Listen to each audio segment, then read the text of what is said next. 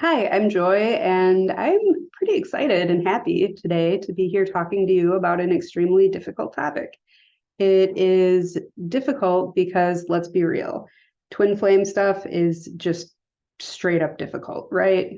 I mean, if you scroll like Facebook communities, you'll see just nightmare stories. If you talk to people that are going through this experience and telling you it's a twin flame connection, um, almost certainly they're either like super in love and like in this honeymoon stage of a relationship with somebody and just absolutely walking on air, or they are feeling a lot of despair and going through some really really difficult things. And they all feel crazy, I think, for the most part. I have talked to a lot of them, and they say things like, I've never been this way about anybody. I'm not this person. Why am I doing this? Why am I like this? And and then, other people, when they hear about twin flames, people that like don't consider themselves twin flames or don't even know what that even is, if they hear about it, they're like, yeah, I don't know about all that.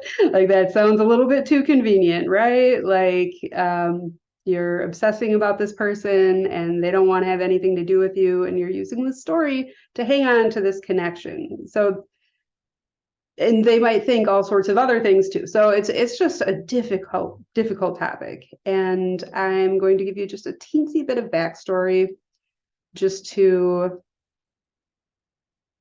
just so you know where I'm coming from with this.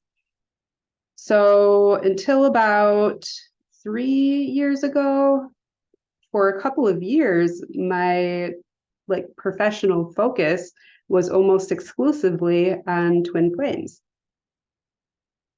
They just kept coming to me. I would find them all over the place when I wasn't even looking, not even trying. People would just show up out of the blue, even like on a bus or something like that, just all over the place. Or people that I had known for years and hadn't said anything about the topic to. All of a sudden, they're in my inbox talking to me about it. I'm like, what is going on here? So I'm like, all right, universe, I'm taking the hint. I will go ahead and work with twin flames, even though I really didn't want to because I didn't like the topic. I've never liked the topic. I'm not sure how many people actually do. Like I said, it's very difficult. And so there's really heavy stuff, like I said, that comes up with this topic. So I was basically like, all right, like, universe, you just keep throwing this stuff at me. I'm going to go ahead and take a hint and go ahead and work with these clients. And I did a lot of interviews. I did a lot of sessions. It was my focus for quite a while. And I was also at the same time going through my own twin flame journey. And even then, I didn't like it. I didn't like the sound of it. I kind of felt like something wasn't quite accurate about it. Like, something felt a little bit off about all of the explanations that I was getting. And I read quite a bit. I watched a lot of videos. I talked to a lot of people. Like, I really immersed myself in this like sub community essentially. And something just always felt off about it. But on the other hand, when it came to my own personal situation, as well as when it came to dealing with clients, it was a language that I was speaking with them. And there was definitely a certain amount of resonance there. Like, it almost doesn't feel right to say that. Like, something was clicking though, some part of the whole thing. This is petrified wood, by the way. Isn't this amazing? Um, some part of the whole thing just worked somehow, right? And I would always come from a very intuitive and present place when I was making my own decisions or when I was working with clients, and it worked. And then there were some changes in my own situation, my own life situation, and I stopped working with twin flames, stopped talking about it, and pretty much just stopped thinking about it for the most part. And like I said, that was a few years ago, but some recent events have brought this subject to the surface again for me. And at this point, like as of, I want to say like, well, pretty recently, at this point, I have been pretty much just like, okay, that like I'm done with all that stuff in my life. I don't need to worry about that anymore. I'm just like not gonna really think about it because I mean, why would I want to? There's clearly something there, but my own situation had been resolved satisfactorily for me, and it's stressful, dealing with it. So I just didn't. So after not thinking about it much for quite a while, I had something happen that brought it right back in front of me again. And at this point, I was like, okay, I'm going to do what I can to learn what I can on this subject. And it just so happens that I talk to God and God talks to me. I talk to the Great Mother and she talks to me. I talk to the universe and the universe talks to me. And I have contact with my own soul as well. And basically I'm like, all right, if I really want to find out what the deal with all this stuff is, I have the tools and means and resources to do that. The question is, do I really want to? And of course, I'm curious, so I just went ahead and did it. So to get into the meat of this video, I want to start out by exploring some things that look like twin flame connections, at least on the surface, or seem like they might be, but aren't. First of all, there's Plutonian relationships. Any relationship that is sufficiently Plutonian in nature is going to have like twin flame vibes to it. The magnetism is there, the life transformation is there, the obsessiveness is there, psychic interactions and like energetic connections, they're there. There's just a lot about any kind of Plutonian relationship that is pretty similar to a twin flame relationship. The difference is that you can form Plutonian relationships with, lots of different people, but when it comes to that twin flame connection, you're, we'll get into that later, but there's your like standard intense Plutonian relationships. And when I say Plutonian, I'm talking about Pluto, the 8th house, and Scorpio in astrology. Like that's what I mean by Plutonian. So lots of Pluto aspects. If either person is Plutonian, it can make for a Plutonian relationship. If the relationship itself is Plutonian, it can be a Plutonian relationship. And I actually have made a video about Plutonian relationships, so I'm going to go ahead and put that in the description. But other than that, so that's one possibility. There's also karmic connections that can have a bit of a draw in the very beginning and then just turn into a big nightmare. And I don't think most people mistake those for twin flame connections for long, because I think those, when it's like big karma, like, for example, something from my own life. One time in another lifetime, I cursed somebody's soul, killed him, and killed myself. That person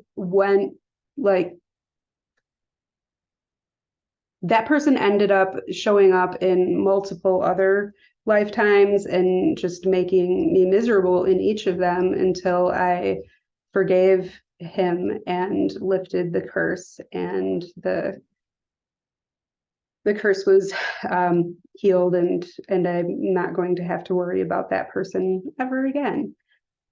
So that's an example of like big karma. Then there's your soul family, all your various soulmates. And these are people that are like your soul buddies, and they tend to reincarnate with you in a lot of different lifetimes. And usually these are people, they feel familiar when you meet them and you just kind of click and it's good. And sometimes there's like a draw right away and you don't really understand why. And yeah, there can be, I'm going to say generally is some unfinished business from other lifetimes that need to be worked out because, I mean, life is messy, right? I mean, how many people do you know in this lifetime that have been significant to you that you don't have like any difficult history with, you don't have any unfinished business with them? Like it's just, we're human, we're on earth, it just happens, you know, relationships are messy, life is messy. So a lot of times in those soulmate connections, they can seem a little bit karmic, but it's nothing like the big karma I was talking about before. You know, there's some past business that needs to get wrapped up or, you know, wants to get wrapped up on some level. But it's not like that bad. It's largely like positive connections when it comes to soul family and soulmates. So sometimes that can seem like a twin flame connection. And then sometimes, I'm just going to go ahead and say it. Sometimes there are individuals who have some attachment trauma and we'll say some factors in their astrology charts that make them prone to just getting obsessed with people and needing to believe that it's special. And sometimes there are some people that are just prone to wanting to believe that whatever connection is important to them at the time is a twin flame thing just because they want it to be. So there is like, that is a possibility that happens as well. And then there is something that I don't think people talk about enough, and that is parasites, essentially, like energy vampires. So there are people in the world who get these attachments to them, these entities, usually demons, attached to them and use them to create misery and chaos and sorrow and strife and just drum up all kinds of suffering in people's lives because they feed off of that energy. And one of the things that they do sometimes is attach to one human and then connect with another human who's got particularly delicious energy and some vulnerability to this kind of thing. And, you know, the love bombing and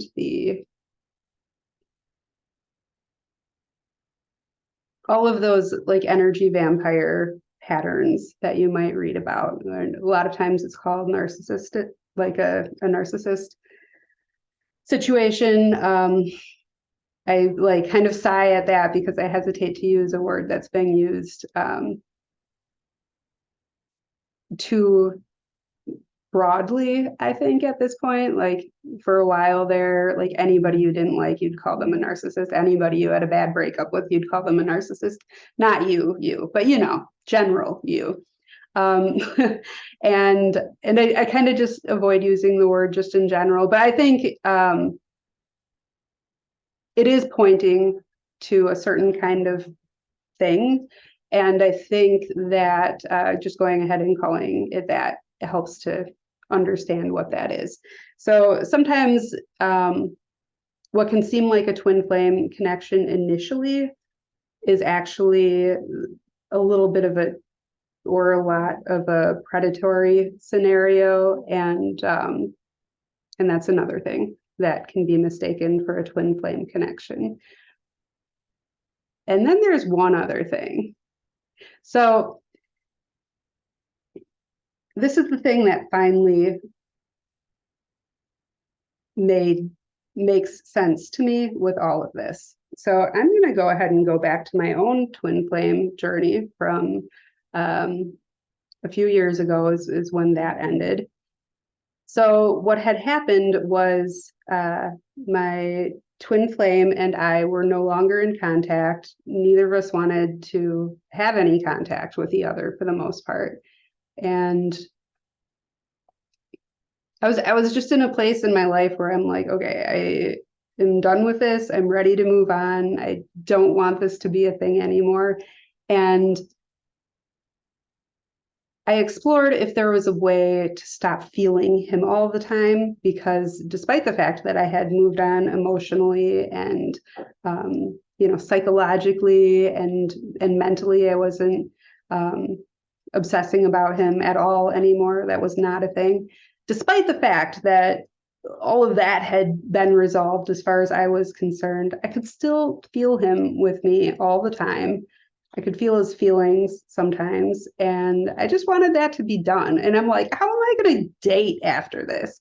Like, how am I supposed to go tell somebody, like, oh yeah, by the way, there's this dude that, my ex-boyfriend, or, well, I mean, he is technically my ex-boyfriend. We had this intense fated thing, and supposedly we're going to get back together at some point, according to, like, the angels and spirit guides and divination and all that stuff. And you don't need to worry about that, though. Oh yeah, and I have this intense psychic connection with him and feel him like all the time. Like, he's just with me constantly. But you don't need to worry about that. We can just not worry about that. I just felt like that wasn't really going to work, and I didn't feel like feeling him anymore. So I inquired into it, like what is this situation? And I had actually already, like prior to that, like maybe 6 months before that, had some, what do I even call this? Like, I was doing my own inner healing work, and I remember how it started. It was a dream. I had a dream with some panthers in it, black panthers, and that's not too important, but the concept that came out of all of my exploration of the dream and what it all meant, and like what I learned out of it essentially was that my twin flame and I actually had separate souls at some point, and they were joined together, like merged at some point. And I was like, oh, well, this is not something that I've really ever heard of before, but like, when I'm doing this kind of exploration, I'm always willing to be surprised by what I find. I don't trust the belief systems, or like even my own belief system, more than I trust my experience. I'm always open to whatever I might find. So I'm like, okay, so it got joined together at some point. So our souls were like interwoven, and this happened before Earth even existed, right? So this is like old stuff. We had been joined for so long that it was like, it was one soul at that point. It was initially two, and then two became one, and we were one soul. And I was like,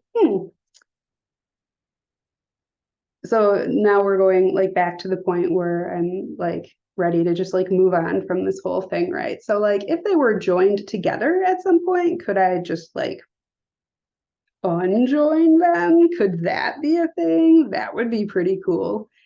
And I ended up looking into that. And I actually it was a pretty involved thing. And I don't know if I would have been able to do it if I wasn't extremely, okay, I'm just going to say, if I wasn't extremely skilled with energy work, I don't know if I would have been able to do it or not.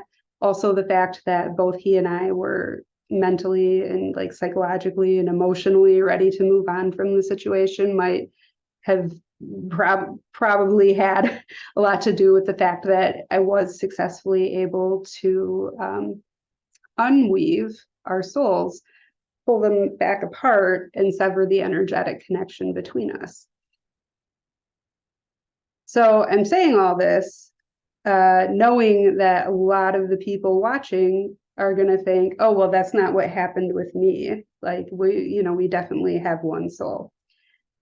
Just keep listening. I want to say, like, do whatever you want to do, but I would encourage you to just hear me out here, because I think this makes a lot of things make a lot of sense. And I would say just hear me out and see if it resonates, if you want. So the thing is, while I was in the process of this twin flame journey that I was dealing with him, and my whole life falling apart, and leaving behind my career at the time, and so many other things that were happening while I was going through this purging within myself of things that aren't actually me and don't belong there, and all of the inner healing work, all of the addressing past traumas. There's so much trauma got brought up to be processed at the time, all of that stuff. While I was going through all of that, even though the entire concept of twin flames, not just for me, but just in general, didn't seem quite right to me, and even though I'm just kind of a skeptical person just in general, like part of me is like, no way, that can't be a thing, with a lot of things, not just this sort of subject, but with a lot of things. I'm a natural skeptic in a lot of ways. Despite all of that, it really did feel deep down, like on a soul level, like this is I share a soul with this person. Like we are connected in this way. So it was a really authentic thing, like I didn't want to believe that I shared a soul with this person. I wanted to be able to just walk away from it if I felt like it. I felt really trapped, frankly. But at the same time, I loved him. And it was a very, very, very difficult experience. And we took turns doing the running and chasing, and the whole thing was just very painful and very, very, very healing in the most painful of possible ways. Very, very healing. And I should say some of the most painful ways. I'm not going to claim that I went through like the worst things a human being can go through. I wouldn't go that far, but in any case, it was excruciatingly, by far, the most traumatic experience of my life. And even though it felt like something wasn't quite right about the whole thing, by and large, like my entire understanding based on all of the learning that I had done on the subject, all of the people that I had talked to, all of the spiritual exploration that I had done, the channeling, the divination, the meditations, talking to angels, all of it, like it made a really cohesive picture that really did work. So I'm going to just go ahead and say, like, it was legit. Like, we were twin flames the exact way that people are talking about when they say they're twin flames. And like, the thing that was off about them, which is the thing that I already mentioned, but I'm going to explain it some more. I think it's the same just in general with twin flames, unless it's one of the other situations that I described earlier. Maybe it's a soulmate, maybe it's a parasite. You could be dealing with a parasite. There's that.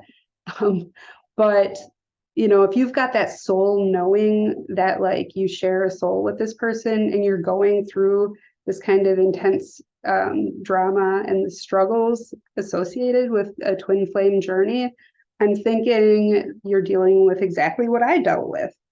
So let me explain that a little bit more, because I think it's important to understand the purpose in order to make peace with it, hopefully, or at least be able to work with it. Like if you've got to deal with it, I think it helps to properly understand it. So essentially, the purpose is to help humanity. Like, I'm going to just go ahead and switch verbiage now. I'm going to start calling this a soul spouse or soul marriage, because that, I think, is a more accurate representation than twin flame.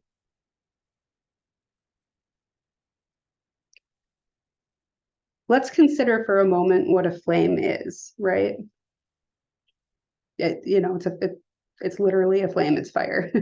So the idea of a twin flame is that, or at least an analogy that I like to use, like, let's say that there's something that's burning and you manage to pull it into two pieces. They're both still on fire and they came from the same flame, but now it's two separate flames and they're whole and complete, and they're their own thing now, and they don't need each other anymore. Why would they? They can just go about their business and burn whatever it is they're burning and not worry about each other anymore at all. That is what's implied by this term twin flame.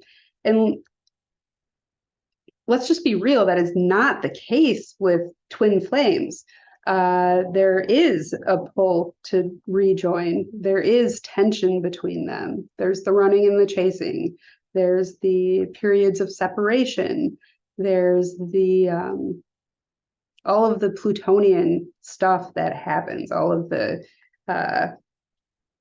trauma that gets brought up from the connection, all of the just wild, insane, even seeming events in your life that like how did this happen? Like, how could this possibly be a thing right now? Oh, it's because I'm connected with my twin flame. Life is just getting really wild. And then there's all the divination and your deep down like soul knowing. And so angels telling you like you have one soul and you're supposed to get back together at some point, and all of the teachers and all of just twin flames going through this journey, all kind of mostly collaborating, or not collaborating. What's that C word when collaborating?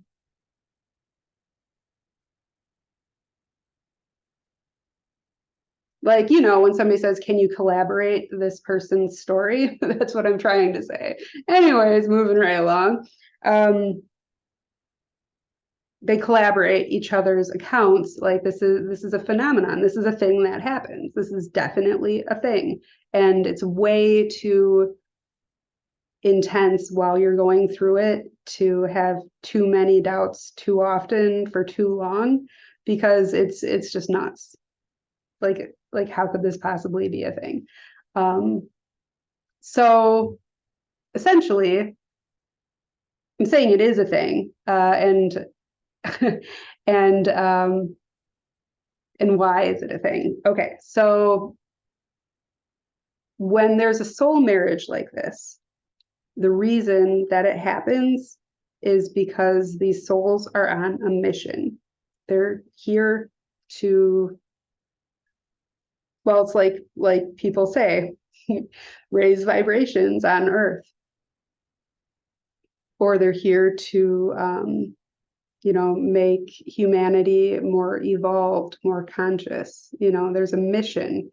The journey is very mission focused, and the reason that these souls do this, that they merge together in this manner, is so that they can more effectively make a difference. They're here to change the world, essentially. And they know that they signed up for something that's excruciatingly painful, that it's going to be a rough ride, and they're doing it anyway because they want to help in this way. They want to make a difference in this way. So how does this happen? Well, this is where things turn into a conspiracy theory. I love this. And also, well, okay, I'm just going to go ahead and tell you. So I discovered at some point, I want to say maybe like a year and a half ago, that there is an organization of entities, of like angels and spirit guides and ETs, just various types of entities, that has an agenda for humanity. And that agenda is about evolving, essentially, making humanity more conscious, more loving, more aware, more, higher vibrations, higher frequency.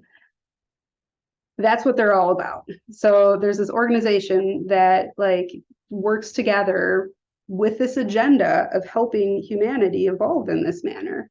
And they actually assign babies, like human babies, when they're born, get assigned angels. And you're like spirit guides and any angels that you might work with, all different types of entities may be part of this organization. And it's this organization that helped facilitate this kind of marriage between souls. Like they were involved in the in the merging.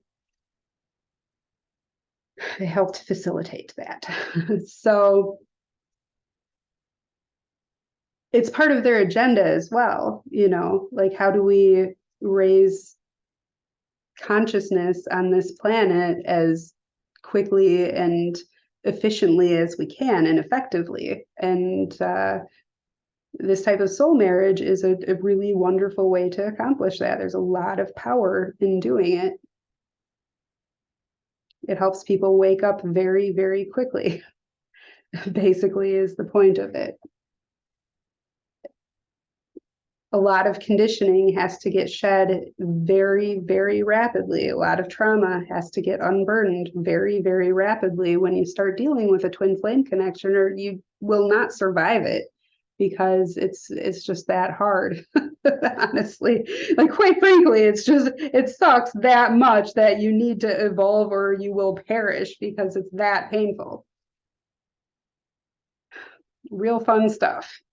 But anyways, so what ends up happening is these entities, the organization works with you through your intuition, through your meditation sessions where you talk to your angels or whatever, whoever you talk to, through synchronicities, through all sorts of things, through other people saying things to you based on their intuition. This organization really helps promote the understanding and knowing how to work with these soul marriages. And I mean, by the time I'm pausing right now because the concept of reincarnation is a whole subject in itself. But okay, so very, very briefly, we call it past lives. And from a human perspective, from a physical plane perspective, it did happen in the past. That was the 1800s or whatever the case is. But from like a spiritual perspective, time is not linear like that. Like you have to have physical form in order to have time. So from like a soul perspective, all that stuff is happening simultaneously in a way, sort of. So I try not to use the term past lives much. However, it is valid on a certain level because of the fact that it either has or has not already physically happened yet, and things that have not physically happened yet are still kind of in flux, and like there's still opportunity to change things from a human perspective. This is getting off course here. Anyways,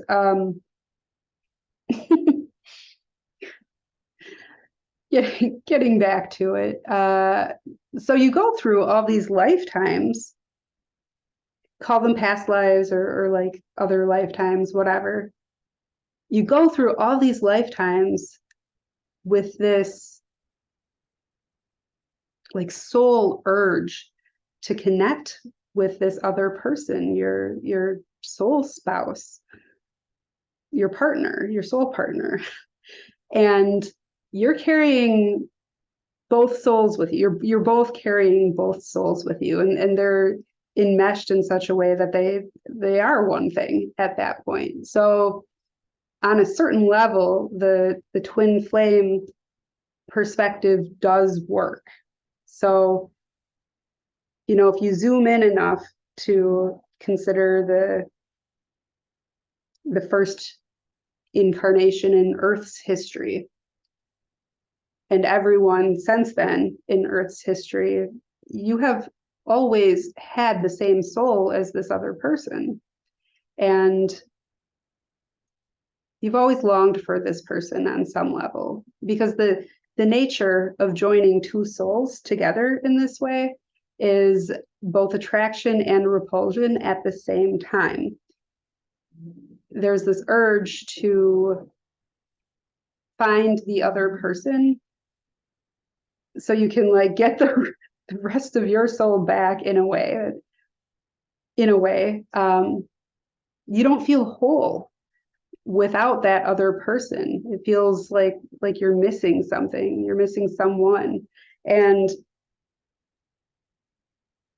you have to be sufficiently tuned in on a spiritual level in order to have any awareness of this at all. So in chronologically past lifetimes, maybe you didn't fully consciously know that you were longing for a specific person, but you were. And that's very, very painful. Because it's so painful, there's an intense desire to escape it, to get away from it.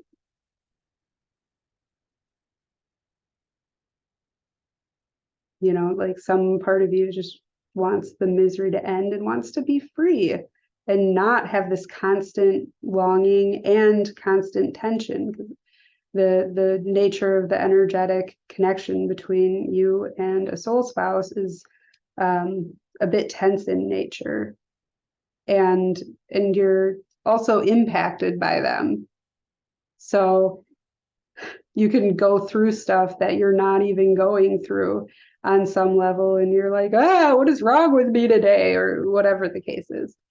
You have to deal with issues that aren't even yours.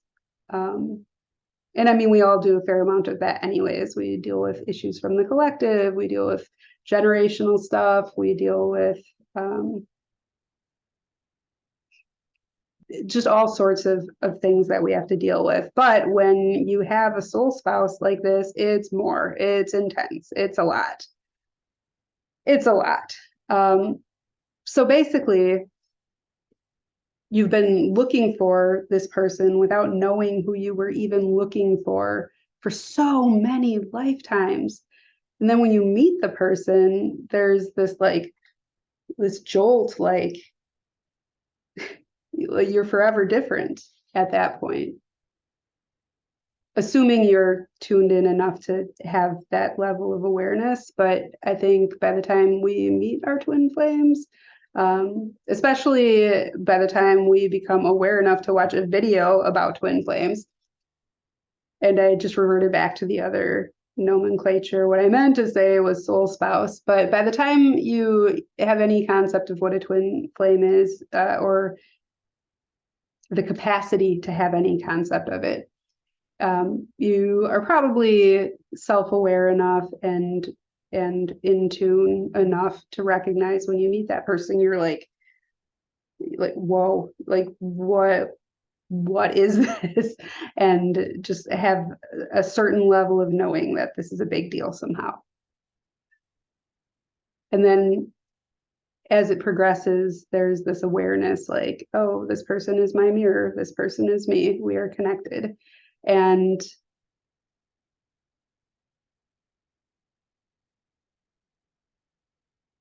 it's painful because both of you both desperately need to merge with each other on one level and desperately need to escape the whole thing and each other, but mostly just the whole experience on another, because like I said, there's a lot of tension, it's intense, it's very painful. So that is the experience of having a soul spouse. And like I said, it serves a purpose. And I don't want to get too far into like how to work with that. And I do want to say that it's inherently romantic and sexual in nature. And I'm not saying that you're definitely going to end up with that person in this lifetime. But, you know, if they're your soul spouse, it is inherently romantic in nature. It is inherently sexual in nature. You know, it's all about that merging and partnership. So we can try to resist that because we, you know, well, all sorts of reasons we can try to resist that. But the nature of the connection itself is clearly geared towards merging, intimacy, partnership, being together. That is a soul spouse. Now, let's talk about actual twin flames. Yes, I said that. I went there. So this is the thing that has brought this up for me again recently, this whole subject, which I tried to avoid for so long. Or I should say, like, didn't want to be involved in rather than tried to avoid. In any case, this is what's brought this up for me recently. I met somebody and this person, I don't think I have said this out loud yet. So this is fun. But it's a similar kind of thing, except for it's so much more chill. I can't even tell you how much more chill this is. There's this knowing, like, okay, like we have the same soul. It's a thing. I freaked out a little bit at first. I was like, no, no, no, no, no, no, no, no, no, no, no, because I had heard before of false twins and how you have to deal with your false twin before you get your real twin flame. And I mean, that sure sounds like what happened, didn't it? But I don't think that's a good way to conceptualize it, because I think that the most legit teachers that I've seen are talking about the real thing. It's just that the real thing, like I said, I think it works better to call it a soul spouse or soul marriage or even soul partner, soul counterpart, whatever.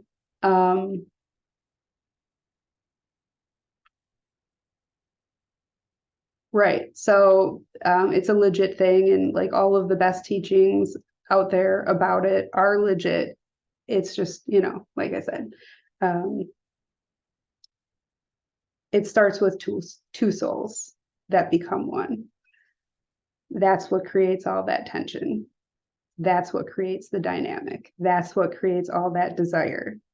Because when it comes to like actually just having the same soul, and it didn't come from that sort of merging. It was initially just one soul that incarnated into two separate bodies on earth at the same time, and both of those bodies have their own like set of incarnations, or we could call it reincarnation cycles if you want to look at it chronologically from an earth perspective. So at first I freaked out a little bit because I was like, no, no, no, no, no, no, no, I can't deal with this again. No. In fact, I want to add something about soul spouses. So I already mentioned that like spirit guides and like angels and that sort of thing will help work to bring the two of you together. There are also things like demons and like other chaotic entities and dark entities that will work to keep you apart. So in addition to all the nonsense you're already dealing with, you're getting spiritual attacks and there's a lot of energy that gets exchanged through that energetic connection. So you attract energetic parasites as well. So there are a lot of challenges with it, but you don't really get that, and you don't really get that when it comes to someone who like actually just has that one soul, that one same soul that you do. Like it's that tension isn't there, that agenda isn't there. So what happened in my case was I started freaking out at first, like, no, I don't want to deal with all of the nonsense that goes with this. And I definitely don't want to feel the way I did before, like anything but that. Come on. Not literally anything, but you know, I really, really, really wanted to avoid going through that again. So I was a little bit nervous about exploring it. I was telling a friend a little bit about it. I was like, you know, I feel just really calm about this connection. And like the connection itself is calm and peaceful and nice, you know, like there's no like tension or drama there. It's just nice. However, I've had all these bad experiences and I'm afraid of repeating my past. And I kind of don't want to know anymore about this. Like I can tell it's a thing, but I don't want to know anymore. And and I'm not even fully sure. I'm not fully sure. You know, like maybe I just want to think that, even though why would I? Because I barely know this person. And like I'm not emotionally invested like that. I mean, like he's cool and all, but like if I wanted to believe that and like made it up and like saw what I wanted to see and perceived something that wasn't there, there are plenty of other times I would have done that. Like it doesn't make sense that I would have just randomly selected this person I barely know. And like it's not like there's it didn't make sense. So I'm like, I think this is a thing, but like, I don't know for sure. And I don't really know anything about it. And she said, would it be okay to find out? And then it like clicked into place for me. I'm like, you know what? Yeah, it would be okay. Like, I don't really have to worry about anything here. Like, I feel really safe here. So, I just went ahead and asked God. I said, you know, is this person my twin flame? And he said, yes.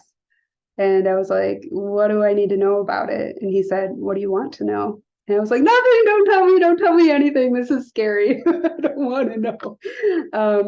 And then I'm like, okay, I'm going to talk to the universe. And the talking to the universe is actually more intense for me than talking to God. Like God and I are like kind of like homies. Like we're cool, we're chill. I can tell it's God when I'm talking to God, but like it feels different than talking to the universe. Talking to the universe is just like this, there's like this whoosh, this encompassing experience where there's just like all this energy and all this it's peaceful and intense at the same time. It's like it's lovely, it's nice. I could like just hang out there and let myself rest in that connection. But at the same time, like, oh, I don't feel as grounded on Earth, like on this plane, when I'm talking to the universe as I do when I'm talking to God, which is kind of interesting. But in any case, so I like go into that mode, into that zone, and talk to the universe.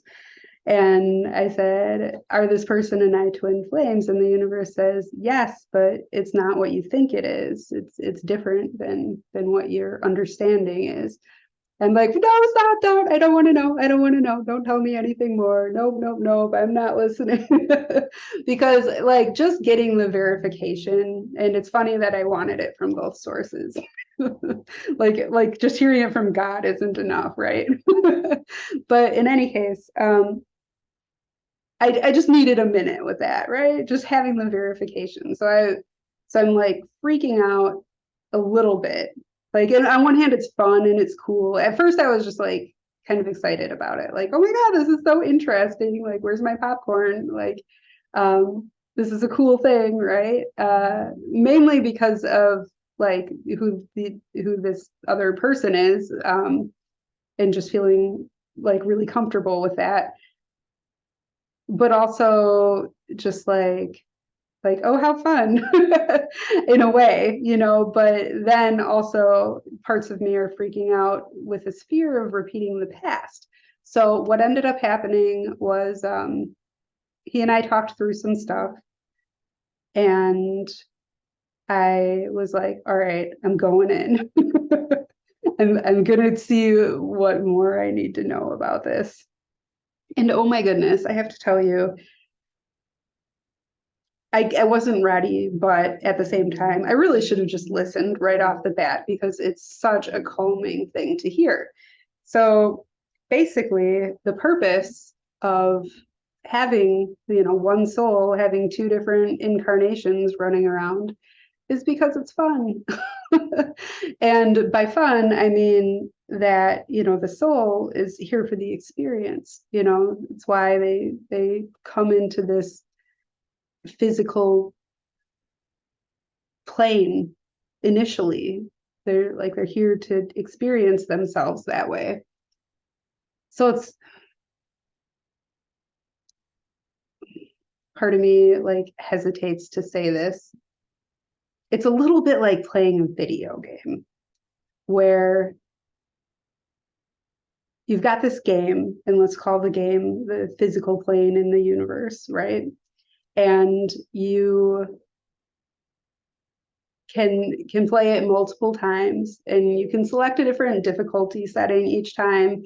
You can go in there like, okay, this time I want to do like all the side quests of this nature, or I want to have this type of victory in the game, or I just want to see how intense it is if I like really max out the difficulty setting and then try to do this thing. You know, like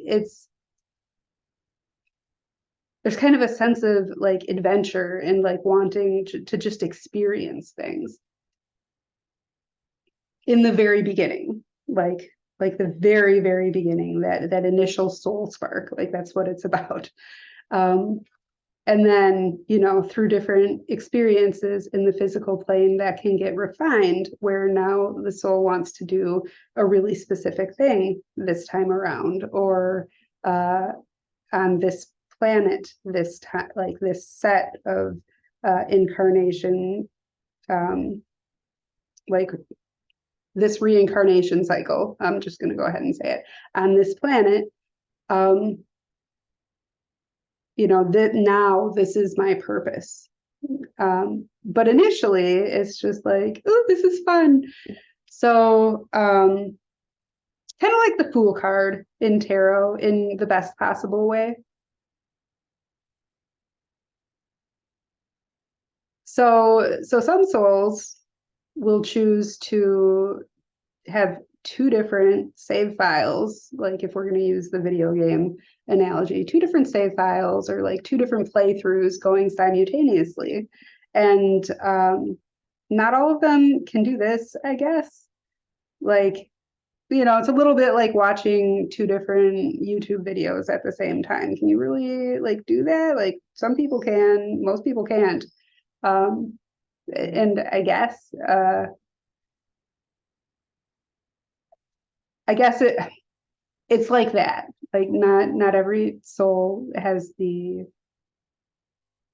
bandwidth or whatever to be able to do two at once. But sometimes it happens, and that's what a twin flame is, because it's really different. There's no agenda. There's no prescribed path that the connection needs to follow. And there's not tension in the connection either. That would be like,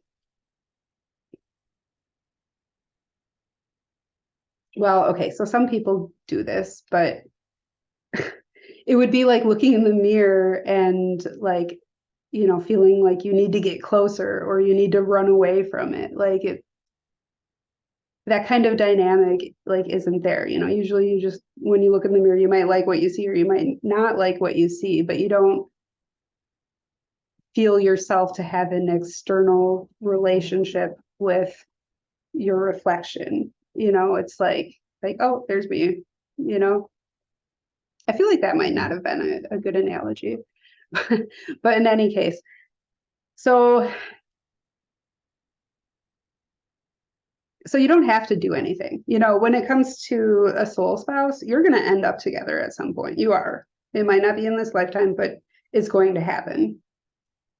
Possibly more than once in more than one lifetime. It's going to happen. Because like I said, it's inherently romantic and sexual in nature. It just is. But with a twin flame, where it just starts out as one soul, but two different incarnations. It doesn't have to be anything, like there's no like inherent nature other than just,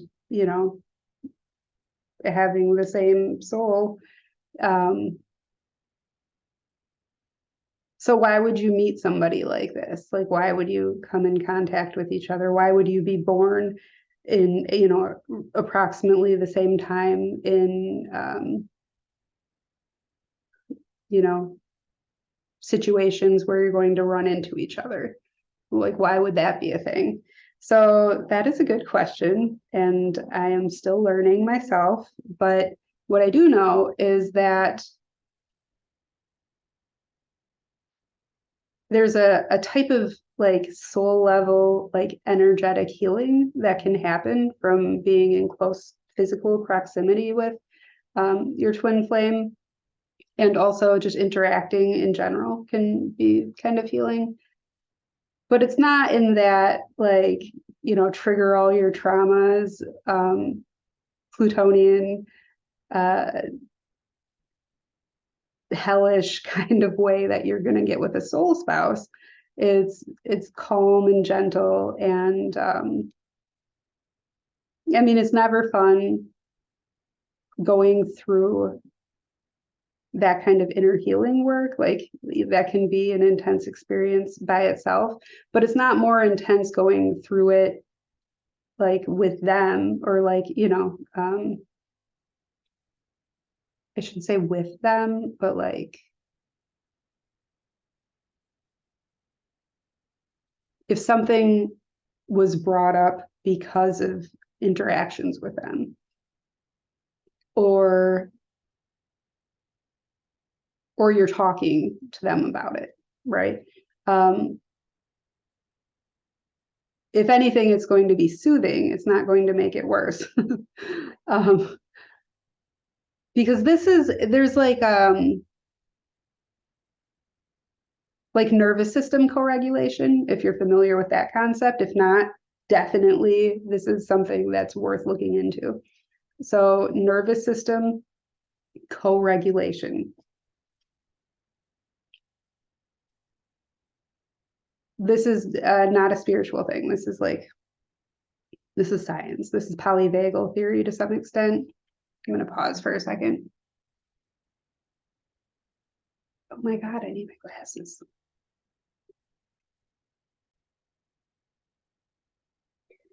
All right, so that level of like tension and like trying, like feeling a need to escape it, the pain inherent in the connection, like that's just not there.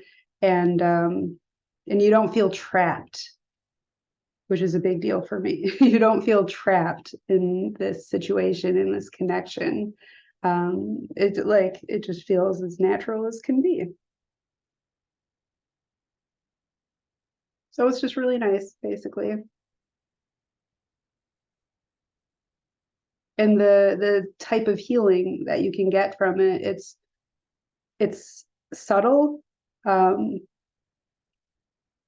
like nervous system co-regulation, where, you know, if you're dysregulated, you're upset about something, you're freaking out, being around somebody who's calm can help bring you into a state of calmness. It's like that, except for it's not about like being dysregulated or needing to calm down. It's more just like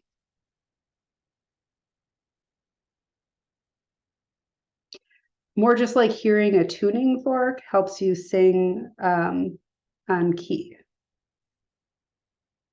Like you can be a little bit of a tuning fork for each other, like energetically.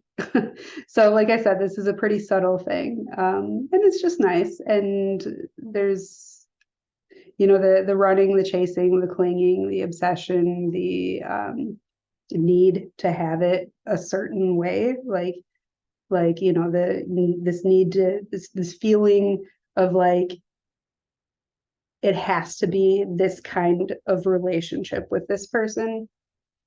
It's not there, you know, like it can be whatever. It doesn't have to be romantic. It doesn't have to be sexual. It can be whatever. Like you don't even have to keep talking to each other. You don't have to do anything. You're like really free to just do whatever, and like you can walk away if you want to. Like there's no agenda really. It's just well, except for maybe your soul's agenda. I suppose that could be a thing. Like, why did the soul bring these two people together at this point? But in any case, it's not like with an organization that's, you know, encouraging or facilitating at least a marriage of souls for a specific purpose. It's not like that. It's a very individual thing, and you don't have to worry about like being expected to change the world with this person. It's not like that. Um, well, unless that's what your soul happens to want at this time. But that tension of having like two different souls joined together like that isn't there. It's just calm. It's just nice. So I'm going to go ahead and wrap this video up. I would love to hear what you think. Does this resonate? Especially the part about the soul marriage. I really want to hear from people who have gone through this journey themselves, that we've been calling twin flame, and like on some level it kind of is, but with that urge to merge. I do not mean to make that rhyme just now. That urge to merge is there with those soul marriages though. So anyways, there was actually one other thing that I wanted to say with that. Shoot. Oh my goodness. I like just said something that reminded me. Had I mentioned I have ADHD? That is a thing. Um,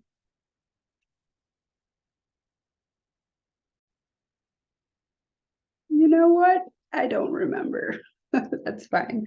The point is that it's calm and it's nice, and that tension of both wanting to escape it but needing to get closer, like it's not like that. Like it just feels natural and safe. So, anyways, let's see what happens, I suppose. I'm not worried about anything. Um, and I don't like. Anyways, I'm going to go ahead and wrap up this video. And please let me know what you think. Let me know if it resonates. Are you a soul spouse? Are you in a soul marriage? I'd love to hear if that resonates. So thank you for watching. I appreciate it.